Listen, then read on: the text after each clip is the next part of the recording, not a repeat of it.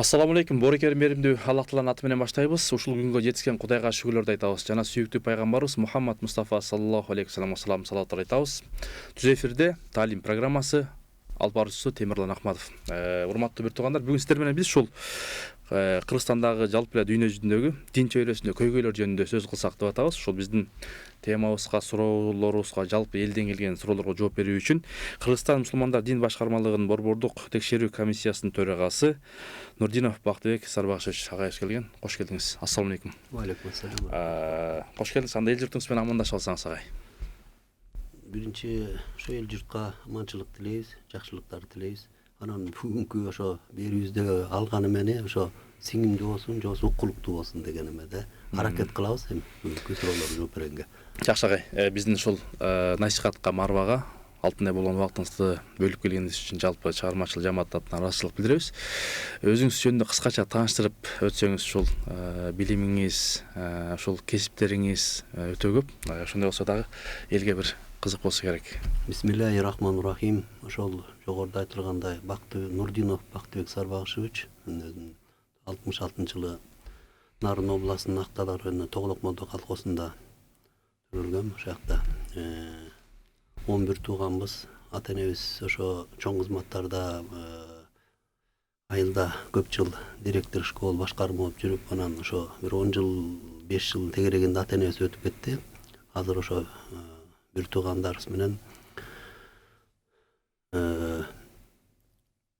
туулган жылдан бери мен эмени айтсак болот да, мен 73-жылы мектепке кирдик. Ошо анан 74-жылдары Бишкек Фрунзе, ал кезде Фрунзе эле Абдыраев атындагы музыкалык интернатта окудум 5-6 жыл.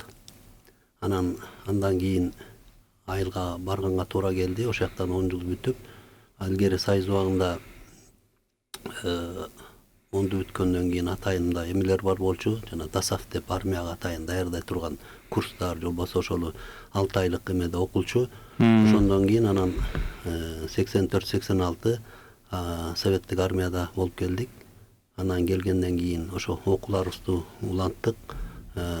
1988-жылы Кыргыз мамлекеттик диний тарбия институтуна ошого аскердик даярдоо, баштапкы аскердик даярдоо деп коет, НВП. Ошого кирип 92-жылы бүттүк.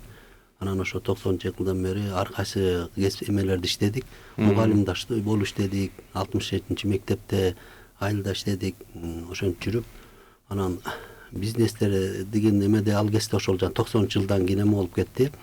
Ошону жүрүп, анан 99-жылдары анан биринчи жолу ошо дин аркылуу динди таануу менен даватка чыгып, ошондон бери анан дин чөйрөсүнө өтүп кеттик да. Анан ошо 3 диплом бар азыр эмеде. Биринчи жанагы Кыргызстан мамлекеттик диний тарбия институтундагы мугалимдик. Мындайча айтканда диний тарбия мугалими, анан жанагы военный аскердик эме. Анан экинчи эмен болсо жана Институт современных информационных технологий образования деп коет, ИСИТО деп коет да, жана кыргызчасы билим берүүдөгү заманбап информатикалык технологдор институт, технологиялык институту деп коет. Ошол жерде жана прикладной информатика деп коет, ошол жана факультети юриспруденция, анан экономика, ошонусун түм эмесин, экономикасын. Анан Кыргызстан Ислам университетин 5 жыл окуп бүттүм. Ошо пока азыр 3 диплом бар. Ошонун негизинде азыр иштеп атабыз. Жакшы агай, пайгамбарыбыз хадисте амал кылган турбайсыз, жанагы билим алуу бешиктен көргө чейин дейт го. Анан бул сураганыбызда балким жаштарга да бир мындай шык берет деген ойдобуз. Мындай илимди казуу эле келатасыз да. Анан бүгүнкү темабыз ушул дин чөйрөсүндө көйгөйлөр. Ушул тоскоолдуктар жана аны кантип чечиш керек сиздин көз карашта? Эми дин чөйрөдө тоскоолдуктар деп ар бир эмеде, мисалы мен иштей турган жерди айтсам да, Кыргызстан мусулмандар дин башкармалыгында өзүңүз жогоруда айткандай болбордук текшерүү комиссиясында төрөг болуп иштедим. Муфтиятта, ошо КМДБда өзү бир чоң министерство. Ичинде ошо КМДБ, Кыргызстан мусулмандар дин башкармалыгы өзү муфтият өзүнүн аппараты, алымдар кеңеши, казыят 9 казыят 60-тан ашык хатибаттар райондук. Анан 3000дей мечит бар да. Ошонун баарын камтыйт да. Анан ошол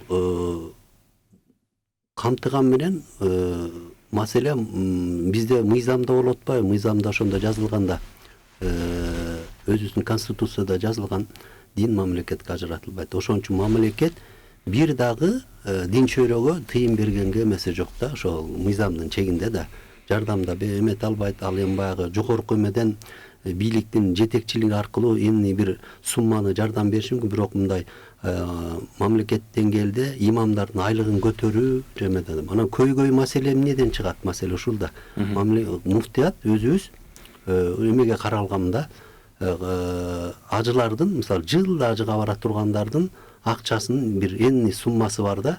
Ошондон гана мисалы муфтиятка $100 эме кылса, ошону гана бир жылдык эмеси, ошол жана 200дөн ашык адам бар айлык алганчы, казылар, имам хатиптер, муфтият, алымдар кеңеши, ошолордун бүт айлыгы анан жана майда чүйдө бүт ошо эмеси менен бир жылдык эмеси ушу менен бүтөт да. Анан көйгөй көп, өтө көп көйгөй. Көйгөйдү маселе мындай да, ар бир нерсенин мисалы оору бар, ооруга дарты бар, шифасы. Анан дартты аныкташ үчүн аныктап анын айыктырыш керек да. Анан эми айта берсе аябай көп. Не дегенде бир эле мисалда көйгөй дегенде сиз баягы чоң маселени камтыдыңыз да. Ошону көйгөй деп кандай деп эме айтсак, мисалы коомчулук менен арадагы көйгөй, мамлекеттин ортосундагы көйгөйбү же диний эмедеги, мен айтат ошон үчүн биз муну бир эмесин сурооңузду мындай так берсе эметилсе деп атам да. Эмне дегенде муфтияттын көйгөйүн айтышым керекпи же жалпы мусулмандардын көйгөйүн айтышым керекпи? Дин чөйрөсүндө көйгөйлөрдү. Дин чөйрө. Эми дин чөйрөдө мен айттым, көйгөйүбүз атай көп. Элибиз коомчулук эмне дегенде бир эле маселеде, ошол ажылык маселесиде деле коррупция жылдан жылга улам чыгып эме мындайча коомчулук бул эмени мындай башкача эмеде карап калышкан да, эмне үчүн ушундай чыга берет дегенчи. Бул эмнеге байланышылган бул көйгөй? Эмне дегенде мурун 2010 жылга чейин ар бир ажы башчы деп коелу эми баягы акчаны белине түрүп алып, ошол гана ажы башчы гана ошол акчаны санап барып келип, анан мамлекеттин көзөмөлүндө жок болгондуктан бул коррупция чегине чыгып кеткен да.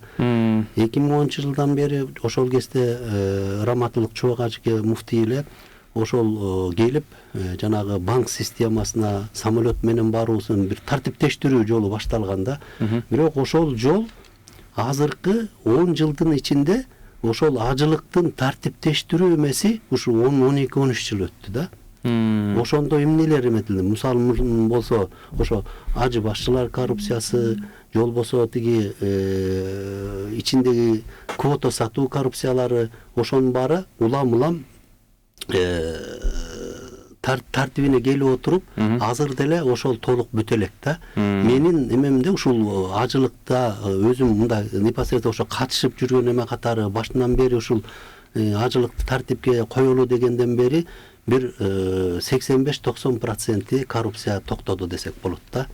Не дегенде жанагы квота маселеси ажы былтыркы эле бир маселени алалы, жана курмандык чалуу боюнча деле ошол былтыр араң эмеси ушул коррупциялык системаны деле мамлекеттик деңгээлде, ошо мамлекет деңгээлиндеги күчкү структуранын балдарын ошол эле чоң чын эмедеги жетекчиликтин негизин эмелерин айтуу салымдары менен, дин комиссиясынын директорунун салымы, муфтийдин эмеси менен ошол иш бир топко ошол жагы жабылды десек. Эми анын баарын акыр чикирин айта берсек, коомчулук туура эмес түшүнүп калат да. Ошон үчүн бул жерде сыр маселелер да бар. Бирок ошону сыр маселе деген эмне дегенде биз ал нерсени айтсак, коомчулук туура эмес түшүнөт. Ошону биз баягы 13 жылда бир эле гана ажылык системасын тартип тазалап отуруп келүү, бул өтө чоң машакаттуу убакытты алат. Жакшы. Суроолор келип атат. Бактагай Ажыке, ошол башкы мыйзамыбыз боюнча дин мамлекеттен бөлүнгөн деп жазылган. Ошону кыскача кандай түшүндүрүп бере аласыз дейт. Баягы элден келип аткан суроолор. Мындай да бизде чүн көп адамдар мындай түшүнө албай келет да. Эмнеге билесиз, мисалы кээ бир ошол өлкөлөрдө баягы бир кээде бизде тышкары ошол жөнүндө бир кененерге айтып берсеңиз. Конституция десек да, конституция деген эмне? Баш мыйзам. Конституцияны кандай түшүнсөк болот? Бул мамлекет менен жеке адамдардын ортосундагы келишим деп түшүнсөк болот, жалпак тил менен айтканда. Сиз айткан ошо светтик, мамлекеттик ошо бизде баш мыйзамда преамбуласында жазылган да Кыргыз Республикасы унитардык, эгемендүү, демократиялык, светтик жана социалдык мамлекет деп жазылат да. Ошентип жазылган. Анан ошол жерде биз дагы бир нерсени бир түшүнүшүбүз керек. Ушул жетекчилик, же болбосо мамлекеттик жетекчилик болобу, депутат болобу, мамлекет менен өлкөнүн айырмасын билбегендер бар да. Анан ошол мамлекет бул ким мамлекет? Мамлекет элге кызматчы орган да. Президенттен баштап ошол эле армия болобу, бул элге кызматчы. Өлкө, бул өлкө ошол атайын ушу эл жашаган жердеги географиялык деп коелду, өзүнүн границасы бар, тоо ташы баары тең бизге тиешелүү жер, бул өлкө болуп саналат да, өлкөнүн эмеси. Ошонун ичинде мамлекет. Анан мамлекет биз өзүбүз конституцияны жазганда жылдан талаш ушул маселеге кетет да, светтик деген. Эми светтикти которгондо айтып атышат, дин мамлекетке кийлигишпеген деп айтылып атат да. Эмне дегенде муну эми таңуулоо жол менен келеби, кандай жол менен келген күнү деле а жерде 10 жолу светтик деп жазып койсо деле бул маселе бизден көп нерсе, элден көп нерсе зависит этет да. Ошол эле Турцияда дагы айтылып атат, светтик деп жазылган, бирок Турция кандай кетип атат өнүгүү эмесинде. Президент өзү баш болуп, мусулмандарды коргоп, динин коргоп кетип атат да. Бизде эми баягы ал эмеге жете элекпиз, баягы Союз убагына эме тарагандан бери бизди элдин эмеси, ою ушул эмеде калып калган да. Бул эми бара-бара түзүлөт, бу эме кылат болуш керек. Ошон үчүн светтикти ар бир мусулман деле, же болбосо жөн адам деле ар кандай көз карашта карайт, бирок бара-бара алны мындай өз ордуна келет го деген ниеттемин да. Жакшы. Суроолор келип атат. Ошол буюрса WhatsApp'ка дагы берип турсаңыздар болот. 0705 96 94 41. Биздин мамлекетте диний саясат кандай болуш керек? Биздин мамлекетте диний саясатта мындай болуш керек да. Бизде мамлекетте атайын башка диндер да бар да. Конфессиялар бар, диний уюмдар бар, динге ишенбеген атеисттер бар. Ошон үчүн мамлекет өзүнүн дин тутуу эркиндиги деген мыйзам бар 2008 жыл. Ар кандай оңот түзөөлөр менен ошол 2008 жыл чыккан диний мыйзам менен диний чөйрөдөгүнү өзүнүн эмесине келтирүү боюнча ошол мыйзам негизинде жашат. Анан мамлекет эгерде эң 90% деп атабыз, эми 85% мусулмандар деп атпайбы. Мамлекеттик чиновниктер ушул диний акча жиболгон жерге кийлигишпеш керек да. Ошого эле басып калып алышпайбы. Маселе ушунда. Маселе ушунда да.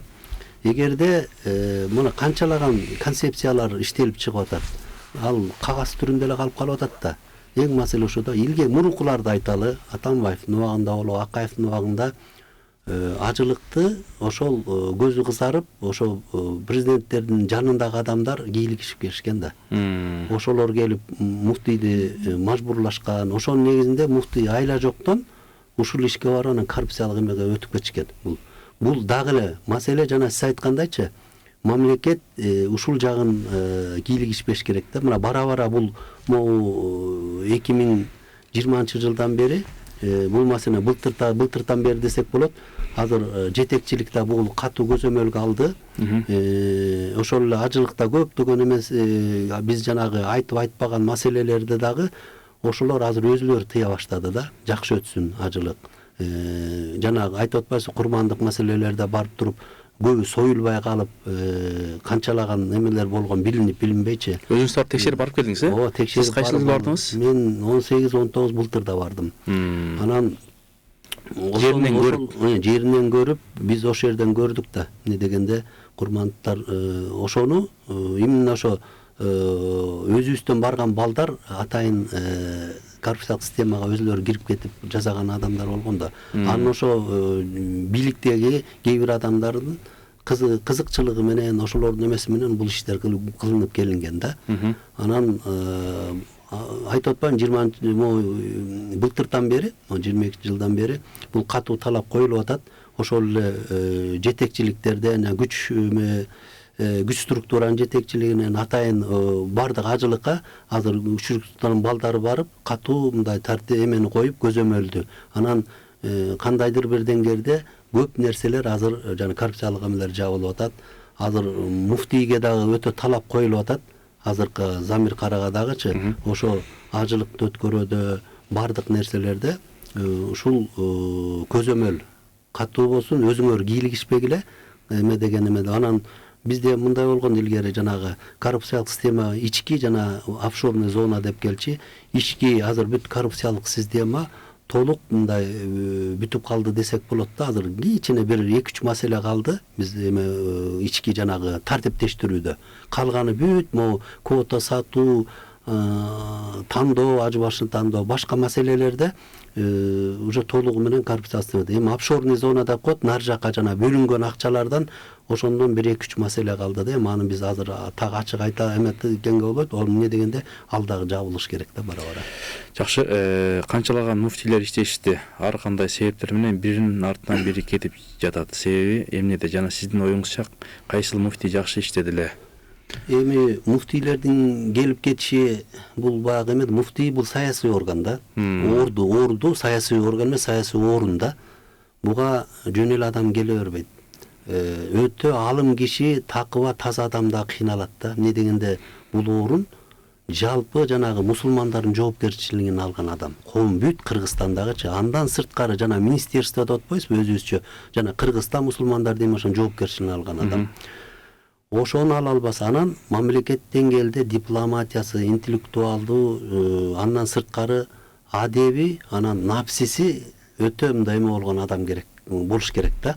Анан көбү кеткендин баары ошого чалынып кеткендер болгон, ажы эмелер, муфтийлер. Экинчиден жана мамлекет деңгээлде коррупцияга шериктеш болгон негизинде. Президенттин жанындагы адамдар ошолор шериктешип жанагы башка жанагы эмелерди ошо системаларды кийиргенде ошо шериктеш болуп кеткени үчүн кирип анан курмандыгы болуп чыккан муфтийлер болгон да. Анан эми жакшы муфтий болду дегенде менен максат эме тиги чубак ажыны гана айта алам да. Эмне дегенде чубак ажы болгон эң ушу эменин баарын башында сындырган ушу коррупция системанын чубак ажы болгон, тилекке каршы 1 жыл 2 жылга жеткирбей аны дагы жана чубак ажы айтып жүрөт. Ошо именно ошол айтып кеткенде бизге ошо убагында жанагы Атамбаевдин убагында руководитель аппараты болуп жүргөн Жантөрө Сатыбалдиевдер жана Илимяновдор буга ачык эле айтып, мынча квота бересиң, мынча сом берип турасың дегенде ошонун чубак ажы ошондон анан тыштап кеткен да. Бир эмеси эми ачык айтылган ошондой да, ошолор сурашкан да. Анан кийин чубак ажы келип, бул ушул кийинки эмелерде азыр келсе реформабыз башталат го деген ниетте болгонбуз, а киши өтүп кетти.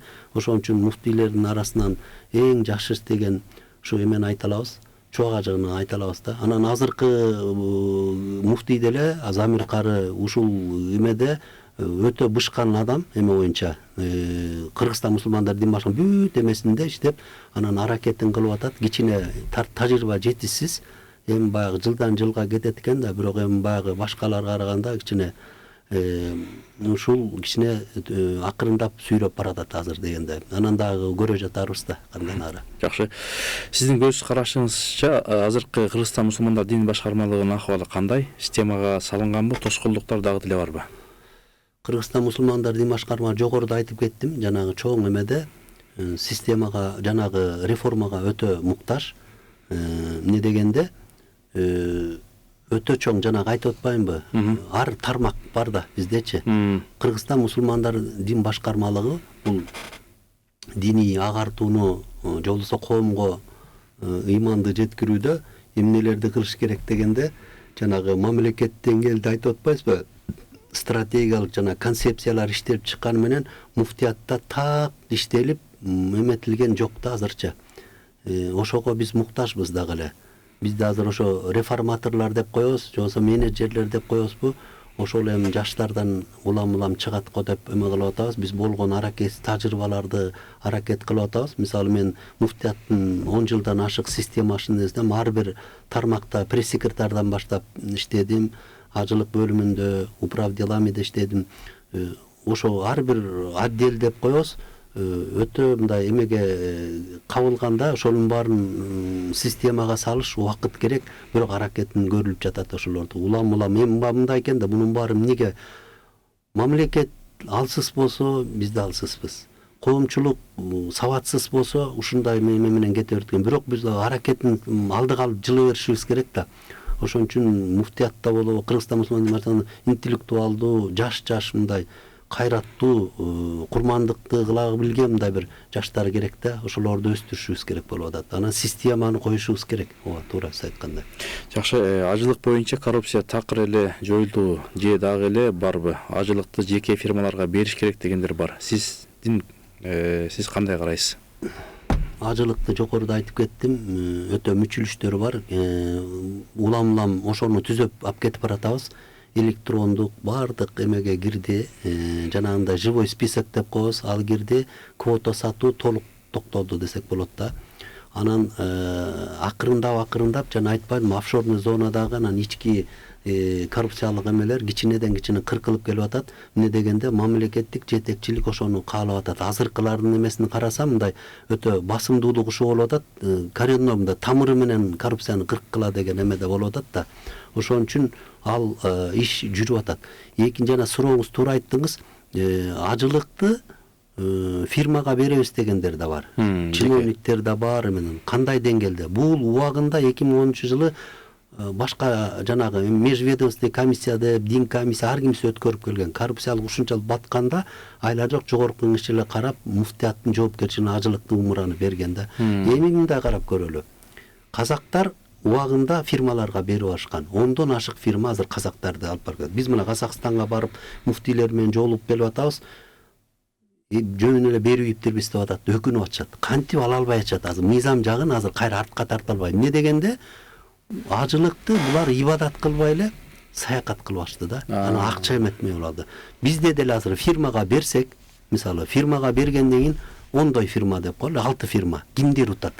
Маселе ошондо да. Ошол чиновниктердин кишилери утат. Анан бул эң коркунучтуу ушу. Анан ибадат бузулат. Экинчиден акчалар өтө чоң эме коет дагы. Мындайча айтканда 7 фирма болсо 7дей эме тартип кетет дагы, башаламан кетет да. Анан дагы бир маселе, эмненин негизинде берет? Мисалы, ажылыкты муфтияттан алыш үчүн мүчүлүштөр же болбосо чоң эмелер болуш керек да, муну кыла албай койду деген. Анан жылдан жылга бул тартип кетип баратат. Былтыр Саудовская Аравияда атай мына Азирет муфтий барып келгенде эң жогорку бааны бербеди. Былтыркы барып келген ажылык боюнчачы тартиптештирүү. Эмне дегенде муфтият муну өткөрө алып, анан жоопкерчилигин алганды билди. Экинчиден эң нерсе жанагы ибадат бузулган жок да. Фирмага берүү менен бул 100% ибадат бузулат. Азыркы убакта өтө актуалдуу болуп аткан халал маселеси боюнча эмнелерди айта аласыз? Халал маселеси бизде эми баягы эң Кыргызстан мусулмандар дин башкармалыгынын жосу муфтиятта ушул халал борбору бөлүмү былтыр ачылды да. Антпесе частныйлар иштешчи. Экинчи маселе бизде дагы ачылбай аткан зекет маселеси, вакыф маселеси. Ушул өтө чоң маселелер иштелбей жатат да. Казактарга барып биз азыр халал маселесин таанышып келдик былтыр. Мына Азирети муфтий да барды. Алар халал деле, халал отделде 45 киши иштейт экен. Халал деле 45. Сиздерде канча? Бизде 2 киши иштейт. Анан ошолор ушундай эме системаны койгон экен. 700 предприятие ошо мамлекет бүт байлап берген да муфтияткачы. Бир дагы частныйды эме кылдырбайт да. Ошон үчүн бул жана 45 киши иштөө менен а жерде өзүнүн тапкан акчасын өзүнө эметип отуруп ошол халал системаны казактар кое алды да. Өзбектердикин так билбейм, бизде эмараң башталды. Айтып атпаймынбы, бизде азыр 3 нерсе жылбай турат. Халал, зекет, вакыф маселеси. Коомчулукка дагы ушул таратып айта албай атабыз да. Эмне дегенде муфтият зекет маселесиндеги байларга, коом эмеге биз айта албай атабыз. Анын иштөө жолун, жол аткаруу жолун түшүндүрүп бере албай атабыз. Вакыпта деле, зекетте деле халалдарчы.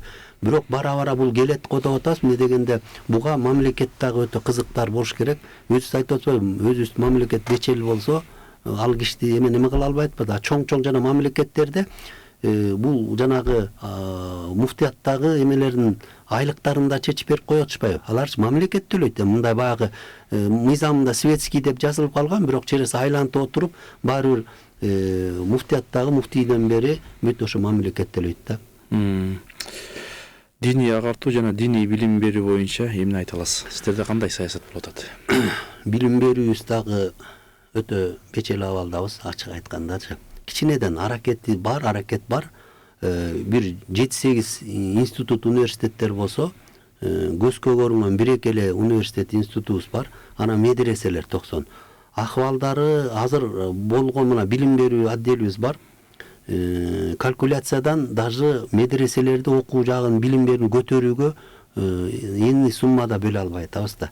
Көтөрүү жагы жок да. Ар бир медресе өзүнүн алапайын өзү салып эле эмеде кетип баратат да. Ошон үчүн диний билим берүү системасы көтөрүш керек. Бул системный эмеге келиш керек муну. Бул биздин мойнубузда да иштеш керек да, курманчылык кылыш керек.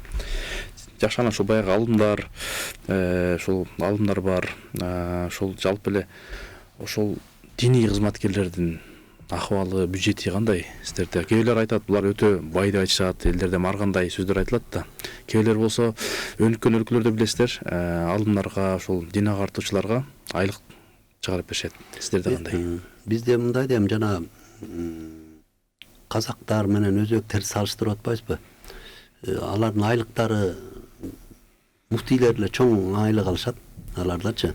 Мамлекет бөлүп эме кылып берет. Мисалы, жөнөкөй эле эмеси $600 алат казактар. Өзбектердики деле ошондой. Мамлекет имамга. Бизде азыр мына имамдарга Атамбаевдин убагында аракет кылган, имам фонд аркылуу түрктөр менен бир 4 жыл берип келип эле 5000 стипендия деп анан токтоду. Жанагы Кыргызстан мусулмандар дин башкармалыгы 200дөй адам айлык алат да. 170-180 болуш керек. Мен азыр баягы так 175 беле. Муфтияттын адамдары 40-ка чейин алымдар кеңеши, хатыбияттар, казылар жана казият деп коелу. Ошондогу адамдар айлык алышат да. Ал эмнеге каралган? Ар бир ажылыкта жанагы энни сумма каралат да. Ушуларгачы муфтияттын, казияттын жалпы ошол айлыгы анан 1 жылдык эмеси делип бир хатыбияттар бириккенде бир 200-кө жетпей же 200-дүн тегерегинде ошо калькуляциядан каралат да. Ошол 1 жылдык бүт ушуну менен анан айлыктары ошо анан жана башка эмелери, даже биздин өзүбүздүн светибиз, отопление, арендада турабыз, ошонун баары тең ушуга камтылган да. Биз баягы кошуна өлкөлөрдөн эме кыла албайбыз. Эмне дегенде Казакстандын жанагы эмесин айттык го, муфтияттын 4 этажды ошо эме 1 гектар жерге Нурсултан Назарбаев куруп берген. Даже үйлөрүнөн бери 28 кызматкер ошол жерде үй жайда жашап, анан аларга мындайча айтканда эме условия түзүп берген да. Бизде айтып өзүбүз мына муфтият канча жыл болду арендада турабыз да. Жаңыдан муфтиятыбыз салынып атат, эми 5-6 айдын ичинде бүтүп калса киребиз деген эме менен турабыз. Ошон үчүн өзүбүздүн жанагы бүт чыгымыбыз ошол ажылардын эмесинде каралган да. Башка келген көп ойлошот, да спонсорлор берет депчи, андайлар жок азыр. Жок. Жакшы, ошол баягы быйылкы ажылык квота же болбосо ошол ажыга бара тургандар кандай тартипте барышат, анан тыйын маселеси канча чечилдиби? Эми бул боюнча Азирети муфтий кенен берди да. Бүт толук берди. Мен жанагы жылда убактылуу республикалык штаб түзүлөт да. Ошонун 30 киши болот. Бир 15 мамлекеттиктен эле кызматкерлер болот. Бүт погранслужба, контор, ГКНБС, берки эме здравоохраненияда министерство бар жанынан анан 15 киши уже дин чөйрөдөн болот. Ошолор бүт ажылыкты башынан аягынан өткөрүү эмесин бүт ошолор колго алып, ошолордун ар бир жыйынында буга ошо муфтий да кийлигише албайт эмесинде. Анан ушулар өткөрөт. Быйылкы ажылыкты былтыр деле ошол тартипте өтүлгөн. быйыл только былтыр 2700 киши барды го. Болсо быйыл 6000 орун берилди. 6100 делип атат. Анан азыр бүт баары тең иштелип чыкты, бүт ажылык боо эмеси иштелип атат. Былтыр штаб боюнча 14 киши барса, быйыл муфтийдин айтысы боюнча, жосо убактылуу республика штаб коет, канча киши барганчы бирок иштей турган гана бар. Мурун болсо мен жана айтып атпаймынбы, коррупциялык эмеде болгондо штабка 100 кишичен бара берчү да. Мисалы 30 киши десе 60 киши ушунун санында бар. Эмне дегенде муфтийди кысымга алып, чиновниктер, президенттин кишилери, жо даже чорныйлардан бери өзлөрүнүн кишилерин кийирип атып, анан бул былтырдан бери токтоду. Былтыр ар бир штабтын кире турган эмени бүткө качуу көзөмөл менен болуп атат. Быйыл да бир 30тун тегерегинде барат, толук иштей турган балдар барат. Башка чет жактан эч кимди коштурбайт. Эмне дегенде Азирети муфтий да катуу туруп атат. Муну эмеге да айтып атат. Эмне дегенде күч органдарына да өтө мындай эме кылып берип, эмне дегенде кысым калса эле жаман экен да. Адамдар, кыргыздар ушундай экенбиз. Биздин бир тууганым бар эле, бул бар эле, кошуп коюңуз деп атып эле кошуп атып, анан коррупция система күчөп кетет да. Ошон үчүн быйыл бул токтойт го деген ниетте быйыл. Жакшы. Урматтуу теле көрүүчүлөр, урматтуу угуучулар, бүгүн биз сиздер менен түз эфирде ошол дин чөйрөсүндө көйгөйлөрдүн жөнүндө сүйлөшүп атабыз, маңдай тескей жөнүндө. Бизге ошо багытачыбыз жооп берип атат. Кийинки суроолорго өтсөк, азыркы убакытта мамлекеттик жетекчилердин сиздерге тактап айтканда дин чөйрөгө маанайы кандай? Кээ бир диний маселелерге каражаттарга киришип атабы деген суроо келиптир. Жогоруда кичине учкай айтып көттүм. Азыркы мамлекеттик жетекчилердин маанайы дейбизби, кийлигишүүсү эме менен эле алат. Ошо коррупциялык система жоюлсун, токтосун дегенчи. Былтырдан бери мен мындай да ачык эле айтып чыкчу элем. Азыр быйыл унчукпай айтканым дагы эмне дегенде мен оюмдай болуп атат да, эмне дегенде коррупциялык системалар бүт жабылып атат. Мамлекеттин жетекчилиги именно ушул жерден мындай уят болуп калбайлы, же болбосо ушул жак өнүксүн деген немеде тыкыр карап атышат да. Ошол эле коопсуздук кеңеште эметиги Камчыбек Ташиев дагы өзүнүн балдарын, жанагы контор балдарын жиберип, бүт коррупцияны жапканга аракет кылып атышат. Ошон үчүн эмелери көздөрү түз азыр. Ошо быйыл дагы азыр могу комиссияда барып бир жуманын ичинде барып келген атышат. Ошол жакта жана келишимдер түзүп келген кээ бир маселелерди дагы комиссия түзсүн деп атат. Эмнеден жеке муфтий түзүп кол коюп койбосун деп. Мисалы гостиница маселеси, тамак аш маселеси, ошол курмандык маселелеринде атайын комиссия түзүлүп барып атат. Ошону алар туура коюп атат деген ниеттен. Буюрса азыркы убакта түз эмеси жетекчиликтин, мамлекет жетекчиликтин ошон үчүн ачык айта алабыз, жакшы. Быйыл эгерде түз былтыр дагы ошондой болгон, эми жаңы болгондо алар аракет кылды, жакшы өтүп кетти. Быйыл дагы ушул коррупциялык системалуу жанагы жерлерин муфтийге жардам берип, Азирети муфтийге, Азирети муфтий мына могуга жардам бергенде ошо жагын эле бугуп берип турса, буюрса жанагы биз айткан бүт көйгөйлөр жакшы жагына кетет дагы, буюрса жакшы өтөт деген ниеттебиз. Жакшы. Анан ошол ажыкайсың астындагы ажы башчылар кандай критерий менен тандалат? Ажылы башчылардан бул жерде да ошол жанагындай билесиз, илгертен ушундай кол ичинде ушундай айрым элдерде ушундай нааразычылык бар. Жок, бар болчу ал кезде деле. Биз ал маселе менен деле көп күрөштүк. Жанагы убактылуу республикалык штабчы айтып атпайбызбы, 20 ашык киши турганда деле мурун ажы башчыларды мындай шайлашчы да, ОЗК кирип, экзамен алып, анан ушинтип өтчү. Анан 3-4 жылдан бери бул только эме менен болуп калды да. Компьютерный эме менен тест менен өтүү, кыргыз тесттен өтөт. Атайын 300 суроо берилет, алдын ала даярданат. 300 суроо берилет. 600 900 суроо болсо ошонун 300 эмесинде берилет тестте. Анан ошонун жооп бергенине жараша балдын канча эмеден алгандыгын анан эмелер аныктайт. А жерде эч ким бирөө келип бул кишини өтөлү. Бирок эми айтып атышат, коррупциялык экинчи эмесинде анан ОЗК болот да, ошол көбүнчө эле 70-80% ошондон иргелип калат. Анан быйылкы барган ажы башчы кийинки жылга барбайт деген эмелер бар. Жаштын курагы бар. Мисалы мурун 55 жаш деген бар. Быйыл азыр убактылуу республикалык штаб ушул маселени карай элек. Көп айтып атат, эми баягы бул жаш өтө эме болуп калган, 65-60 кылбайсыңарбы деген. Анан быйыл убактылуу республикалык штаб бул маселе каралат. Дагы жанагыл боюнча дагы эме болгон. Не дегенде кээ бир маселе болот экен. Могу тестирование болгондо дин чөйрөдөн сырткары эмеде эле мындай зам имаммын деп келип кирип алып туруп сырттагы адам деле кирип кетип атат да. Жакшы компьютерди жакшы түшүнөт. Ошентип былтыр мисалы бир 30-40% жаңы ажылыкты даже умрага барып эле барбагандар деле бар, кыйналгандар болду. Анан биздер кээ бир сунуш болуп атат. Окутуп туруп эле сертификат бербейлиби, имамдарга ушунда возможно мындай бербейлиби деп ошо деп атат. Бирок дагы эле анда коррупция болуп кетпейби деген суроо болот. Анда эле кайра эле тартмай болот депчи. Анан азыр ушул эки эме менен эмеде турат.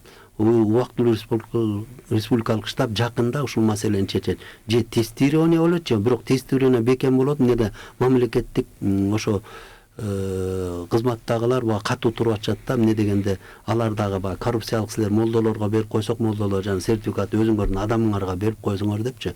Бирок бул деле муфтийге бергенде деле муфтий ошо жанагы дин чөйрөдөгүлөр кызмат кылган имамдар барса жакшы болмок да. Мисалы быйыл 100 барса, кийинки жолу ушундайчы. Эмне дегенде эми барганда кичине ага да акча каралат да. Быйыл буюрса Азирети муфтий дагы аны республикалык штабта айтылып атат.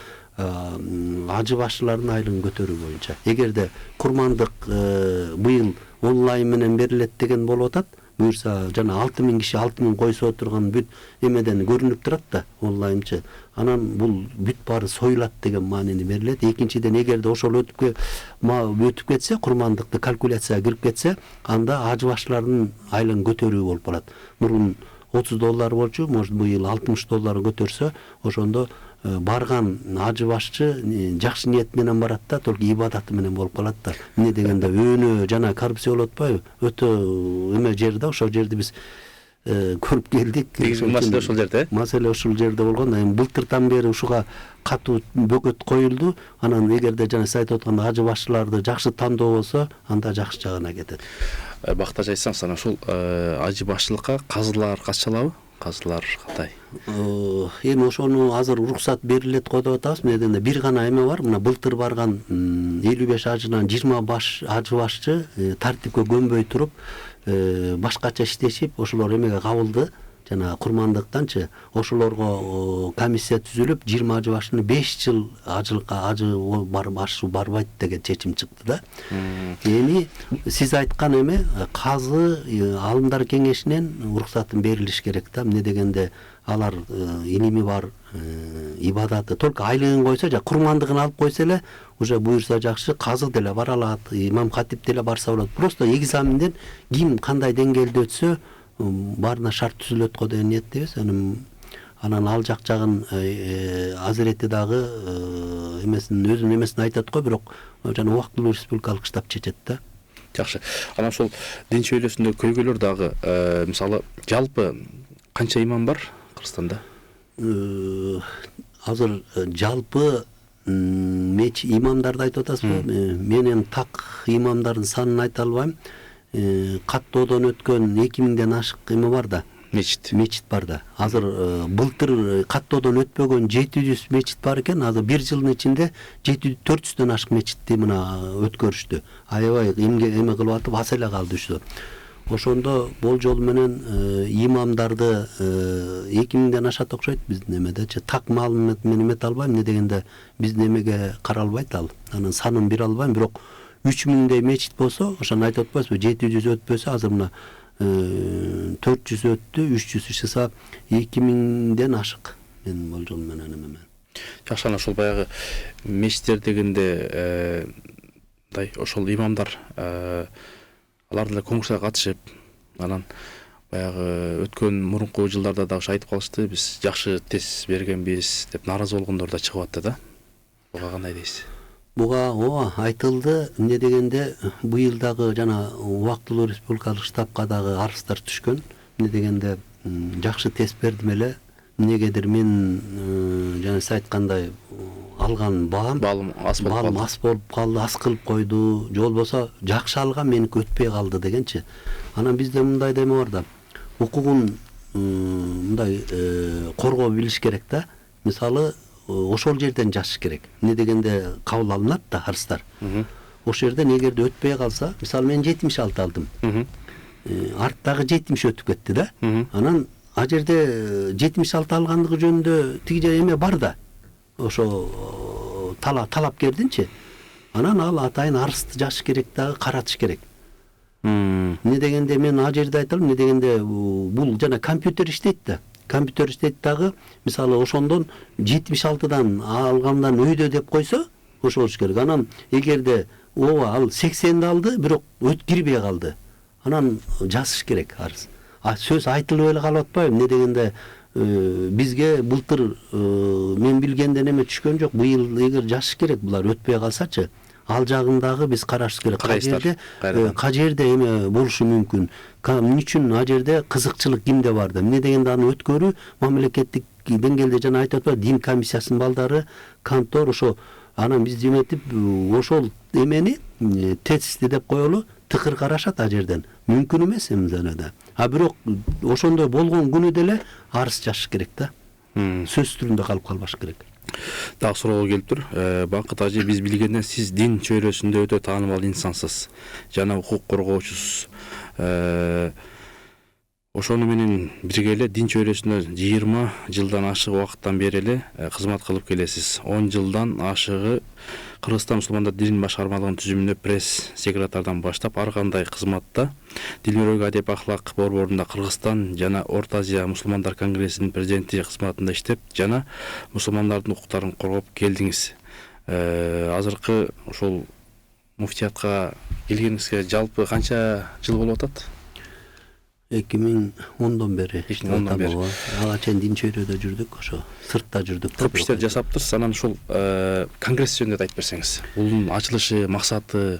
2002 жылы Дилмирөк адеп ахлак маданият борборунда исполнительный директор деп койгон өзөк ажынын алдында иштедим. Тажрыйба алдым, а жерден 5 жылда иштедим. Анан 2006 жылы чыгууга туура келди. Эмне дегенде ошондо көптөгөн ойлор бар болчу. Ошон үчүн мен жана Кыргызстан жана Орто Азия мусулмандар конгресси деген коомдук уюм түзүп, анан ошону 2017-2018 чейин иштедим, пока сот менен басылып эметип алганча. Көп маселелерди көтөрдүк. Ошол убакта жана Шапира менен күрөшүүдө жана ыйман секс сабак китеби кирип кетпеди эле, жашоонун сергек мүнөзү. Ошону жана Акин Токталиев укук коргоочулар менен чогуу иштедик. Мусулмандардын укугун коргоодо, даже могу жана Площадь Победы дагы Жантайбы же Байтиктинби мечити калып калган, ошол жерлерди бергиле деп ишинса көптөгөн маселелерди көтөрүп иштеп жүрдүк.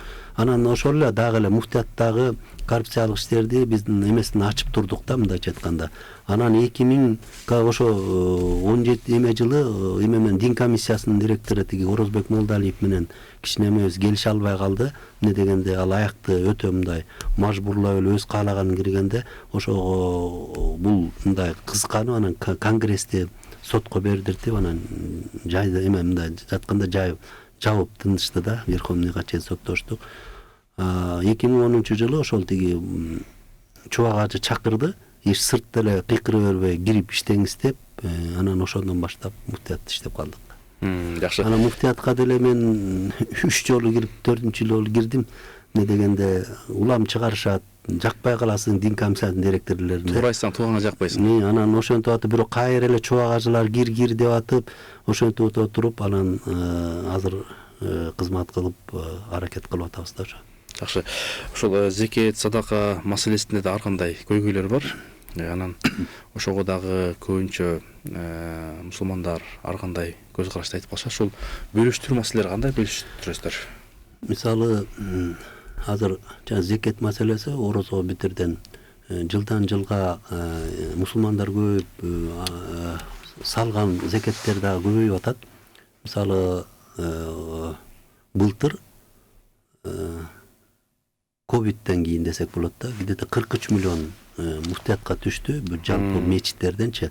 Анан анын 60% жергиликтүү жерлерде калып таратып берилет. Булар көп эл мындай ойлойт да, зекет болсо эле алып туруп эле ошону муфтият бөлүп алат экен деген эме да болбойт. Анын өзүнүн дареги болот да. 60% жергиликтүү мечиттерде калат дагы, ошол жердеги бүт жанагы айылдагы элдердин муктаждарына берилет да, мындайча айтканда. Анын 15% жана казиятка келет, 15% тиги хатибиятка келсе, 10% ана муфтиятка келет. Муфтиятка келгенде деле 43 миллионду мисалы 4 миллиону былтыр келди, 4 миллион. Анын 3 миллиондою бүт жана эмелерге кетти. Бияктан атайын эме түзүлүп, муктаждарга. Ошолорго берилет дагы, бир 2 миллиону медреселерге берилет. Бизде жанагы 90-дон 70-тей мечит бар да, эмеде каттоодо турган 90 деп койсок, ошолордун эң багы муктаждактарына атайын берилет, медреселерге. Анан калганы муфтиятка, андан муфтияттын өзүнүн бир кызыкчылыгы үчүн, же болбосо бир иш үчүн берилбейт. Ал өзүнчө счетто болот. Муфтий дагы только комиссия чечип турат. Анан борбордук текшерүү комиссиясы биз тыкыр карап турабыз. Анан мурун эмеге чейин жеткен бир 2018-жылы мен билгенден 50 миллиондон ашты беле, 60 так айта албай атам, бирок былтыркысы 43. Быйыл болсо жылдан жылга өсүү бар, бирок муктаждарга эле кетет. Ал эмеси садага такыр эч качан бирөөгө көмдөм болбойт да.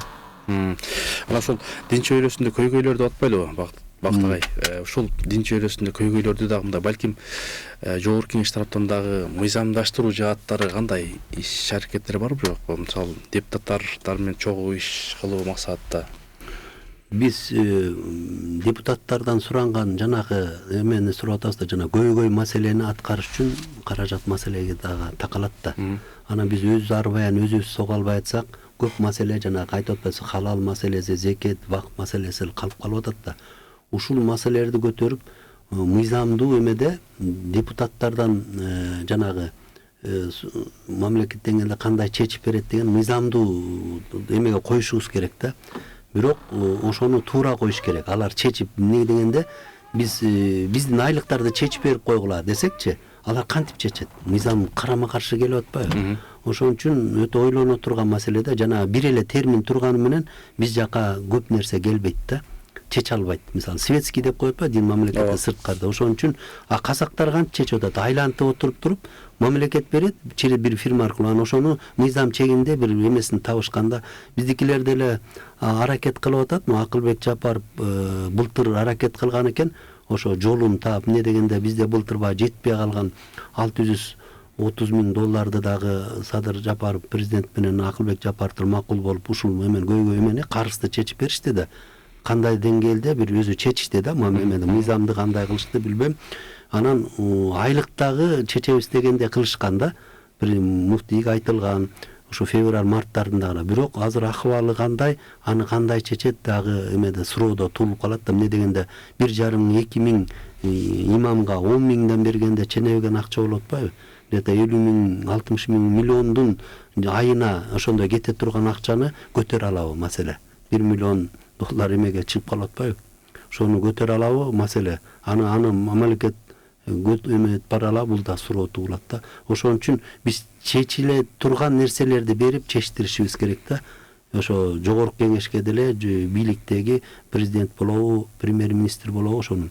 Бирок азыркы убакта чечилиш билбейм. Ошо былтыркы айткан Акылбек Жапаровдун эмеси деле азыр мындайча айтканда ачык калып калды да. Эмне дегенде имамдардыкын буюрса чечип беребиз деген ниетте болгон, стипендия кылып 10 миң сомдон дегенчи. Ошондой болгон экен, бирок калып калды ал делечи. Эмне дегенде мамлекеттин акыбалын деле азыр көрүп атабыз. Ошо премьер-министр деле жөн коюп аны деле эме кылып атат да, бирок анын канчалык деңгээлде чечүү жолу, бирок биз ага деле көнүп калганбыз, аякты деле караган жокпуз. Биз аракетибизди кылып кете бериш керек да. Эмне дегенде келе-келеде отуруп эмете бергенде иш жылбайт да. Аракетин кыла беришибиз керек. Калганы ниетибизге жараша болот. Жакшы. Бактай гана ушул баягы сиз иман сабагы боюнча да көп ушул демилгечи ушул тармакта да көп иштеди жасадыңыздар. Анан диндер тарыхы сабагы кирип атат. Ушул боюнча дагы муфтиятта жалпы эле сиздердин чөйрөдө кандай маселе? Иман сабагын туура айттыңыз. 2003-жылы дил мирөктө иштеп жүргөндө бул мамлекет деңгээлде коомчулукка бул чыккан, иман сабагы керек экен депчи. Ошондо өзбек ажылар баштап, мына бизде ошолордо иштеп калдык. Жогорку кеңешке чейин көтөрүлүп аракет болду. Бирок ошол убактагы биздин жанагы эмне деп коебуз, окуу программасы, китептер, көп нерсе даяр болбой калгандыктан, экинчиден муну каалабаган каршылар чыгып, ошону уламдан туура эмес, экинчи тарап туура эмес эметип атып, бул калып калган да. Өзбек аябай аракет кылган убагында, бирок калып калды. Азыр бул маселе кайра көтөрүп, Садыр Нуркожоевич көтөрдү. Ыйман сабагы дейбизби, дин таануу деп атын эле канча жүрүштү. Бирок азыр буга дагы мындай бир эме керек да, мындай кирди деген менен муфтияттан, алымдар кеңешинен, дин чөйрөдөн кандайдыр бир жана окуу программасын иштелип, ал дагы мындай талаш-таш маселеге, талкууга түшүп калды да. Эмне дегенде ошол 9-класска деп атайын бир китеп чыгарды. Анан уламла мен бул кичине мындай процесс өзүнүн убакытты талап кылган экен да. Анан азыр жаштар, илимдүүлөр, интеллектуалдуу эмелер да көбөйдү да, бара-бара бул ордуна келет. Мен коом ага даяр эмес экен, кооп жанагынтип эле кыйкырып чыга берет экен да. Эмне дегенде дин деп, ислам десе вообще мындай секирген адамдар бар да. Ошон үчүн муну акырындап өзүнүн нугу менен мамлекет деңгээлде болобу, кичинеден бул өзүнүн нугуна бир 5 жылдан кийин немеге келип калабы деген эме ойдомун. Буюрса жакшы жагына бул киргени жакшы болду да. Не дегенде президенттин о деп кийиргени бул жакшы нерсе. Жакшы, дагы суроолор келип атат бактагы. Эмне деген суроо келип атат. Бул жакта ошол Кыргыз билим берүү министрлигинде дагы замдарына ошол бир имандуу алымдар болсо да жакшы болмок деген суроо. Мындай да, Кыргыз билим берүү деме, Кыргыз академиясын айтып атасызбы? Илим берүү академиясын же Кыргыз билим берүү министрлиги министри. Бул сөз айтылган. Мен билгенден баягы дин комиссиясы Акин Токталиев Усвалович болуп эме менен жолукканда, Садыр Нуркожоевич менен ошондо жакшы оюн айтты эле. Ыйман сага кирет, анан деге билим берүүнүн эмеси дин чөйрөдөгү адамды зам кылып бир орун эме кылып коебуз деп даже Абдышүкүр Нарматовду да айтып ийген да ошол кезде да. Бирок азыркы кезде ошол ачык боюнча калып калды. Анан мен туура көрөм, эмне дегенде ошол предмет киргенден кийин сөзсүз жана билим берүү министринин орун басары бар да, 3-4 орун басары болуш керек. Бирок ушу темеде атайын вакант ачабы же кандай кылат бирөө менин оюмча болуш керек да, ошол жакты түзөп курировать этип турганга. Анан Куранда бир керемет аят бар экен, жегиде ичкиде ысырап кылбагыла деген. Анан ошол Садыр Нуркожоевичтин ысырапкерчиликке болгон жарлыгы чыкты. Анан муфтият, алымдар кеңеши, имамдар бир жакшы демилге болуп чыкты эле. Азыр мындай кандай иштер жүрүп атат? Азыр эми жаңы баштаганда мындай экен да, мамлекет аябай чиновниктер, мисалы аким, мисалы ошол райондун роодун начальниги баардыгы тең жапа-тырмак иштешет экен. Анан алдыга эмен салып алат да, молдонучу. Анан убагында жакшы иштеп келген, анан эле бир эметкенден кийин жоголуп кетип эле молдо калып калат экен. Биз баардык жерде кыдырып жүрөбүз, молдо эле ушул айтып атат да, молдо мынтип эле ысырап кылбагыла деп. Бул жалпы кетиш керек. Мына мамлекеттик эмеге дагы, мына жетекчиликке да мен айткым келет да, азыркы поледе да, согуш полесинде ошо ысырап кошум калганда молдолор эле калып калды да. Ошолор эле жаманаттуу болуп атат да. Бирок эл ушундай экен да. Эл ушундай эмени жакшы көрөт экен. Атасынын мына президент айтты го, Азырети муфтий. Атасы ооруп аткандагы балдардын баары качып түрктүнчөк кылат, өлгөндөн кийин 3-5 бээни союп чакырып атышат депчи. Ошондо көнүп калганбызда, өзүн өзү көрсөтүү эмеде аны эмеге карабайт экен. Ошон үчүн ушу жалпы коомчулуктун эмесине күрөшүүдө, бул ысырапкерчиликтечи бирдиктүү, жок дегенде жардам берилиш керек да. Калып калбаш керек. Ансында молдону укпайт экен да, молдо болгон экен. Ага деген айылда молдо, участковый, айыл өкмөтү, андан сырт өйдө кеткенде ошо аким бүт баары тең бирдиктүү ошо артынан түшүп иштесе, бунун жыйынтыгы чыгат. Бирок кандайдыр бир деңгээлде мындай азайып калды. Мурун аябай мисалы акта биз деле барып калып атабыз, асайды да, мурун 3-4 союучу эле азыр. Бирок кээ бир жерлерде катуу деле эметет. Ошон үчүн ушу ысырапкерчиликте президенттин указы болобу, муну деген жанагы жергиликтүү чиновниктер катуу иштеш керек да. Жергиликтүү. Жакшы, Алла береке берсин. Анан ушул ажылыкка бара турган формалар боюнча конкурс жарыяланды. Ошол тартиби кандай өтөт? Качан жыйынтыкталат? Убактылуу республикалык штаб ар бир тен эме боюнча өзүнчө эме иштеп чыгып, атайын массалык маалымат каражаты аркылуу ажылык бөлүмү берип атпайбы? Эгерде кийимге келгенде быйыл мурун үстү менен шымы болчу, быйыл только эмеле болсун деп атат да. Желет дегендейчи 2020 жылы тигилген эмени көймө өтүп калып былтыр кийип барышты да. Ошондой эле быйыл арзаныраак болот, анан аял эркеги деле кие берет экен.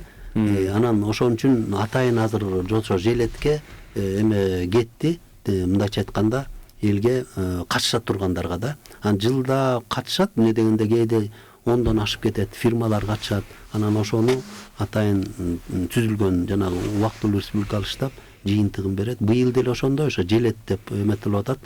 Эме шыны жок, эмес жок, мындай эле чепкен сыяктуу муркубасы жок, ошондой бир эме тигилет деген. Жакшы, анан ошол дин чөйрөсүндө көйгөйлөрдү чечүү үчүн эл же болбосо блогерлер же кандай жардам берсе болот сиздерге? Эми мындай да, бизде дин чөйрөдө жана карама каршылыктар көрүп деп атпайсызбы? Өзүбүздүн ишибизде эле карама каршылык бар да. Өзүбүз иштешибиз керек да. Биз блогер кандай блогер? Маселе ошондо да. Өзүн пиарит эткен блогерби, же дин үчүн күйгөн блогерби, же болбосо мамлекет үчүн күйгөн блогерби? Биз аларга карабаш керек да. Ар бир өзү ошо жерде курмандык кылып, ошо курманчылык кылып, мисалы эмеде иштеш керек да. Өзүнүн ордунда, өзүнүн ордун билиш керек. Мисалы муфтият өзүнүн казгы өзүнүн ордун, хатип молдо өзүнүн ордун. Ошондон анан жылыш болот. Антпесе, сен айткандай биз иштебесек, туура эмес блогерлер башка жака буруп эмесин чыгарат да, тамтырагын чыгарат. Анан эгерде кошулуп жанагы иштөө эмесин биз сунуш кылышыбыз керек да. Дин чөйрөдөгү жаштар азыр мына интеллектуалдуу балдар чыгыш керек азыр. Балдардын баары качып кетип атышат азыр, мына башка жака кетип калып атат. Ошо дин чөйрөдө канча ислам университетин бүтүп атышат, медреселерди бүтүп атат, базарга чыгып кетип атышат. Башка жака кетип калып атышат. Таза такыбалым балдар калбай калып эмет мындай эле качып элечи. Ошолорго мындай бир шарт түзүп берип, ушубуз керек дагы алдыга жылышыбыз керек да. Жакшы, алтындай болгон убактыбыз бөлүп келип, бир саатына биздин элдин келген суроолоруна жооп бердиңиз. Жалпы эл журтуңузга каалоо тилеңиз болсун. Эми ошо болгон аракетибиз кылып, бир сааттын ичинде ошо чакырып калыпсың, эметип алып, мен болгон аракетимди анан ачык айтканга аракет кылдым. Туура түшүнгөнгө эме бол деп суранам элденчи. Эмне дегенде жасалмалык бул жерде болгон жок, болгондой айттык. Кабыл алыңыздарды суранам. Ошо анан ар бир көрүүчүгө үйүнө ырыскы берекени сурайм. Дин үчүн кызмат кылууну сурайм. Жетекчиликке иман сурайм. Биздин үстүдө турган ошо жетекчилерге дагы элин ойлогон, анан ниеттерин түзөгөн жакшы жака багыт көрсөтө турган сурап Алла Тааладан суранабыз ошону, жакшылыктарды да. Чоң рахмат, Алла разы болсун. Кыргызстан мусулмандар дин башкармалыгынын борбордук текшерүү комиссиясынын төрагасы Нурдинов Бактыбек ажекебиз болду. Алла разы болсун. Ушундай жакшы элибизге жакшы маалымат бердиңиз. Кудай Таала малыңызга, жаныңызга, амалыңызга береке берсин. Урматтуу угармандар, урматтуу көрөрмандар, таалим программасы соңуна келди. Кудай Таала элибизде, жерибизде тынчтык болсун, ынтымак болсун, өсүү болсун, өнүгүү болсун. Кийинки эфирден жолугушканча Аллах Тааланын саламы, тынчтыгы, береке сиздер менен болсун.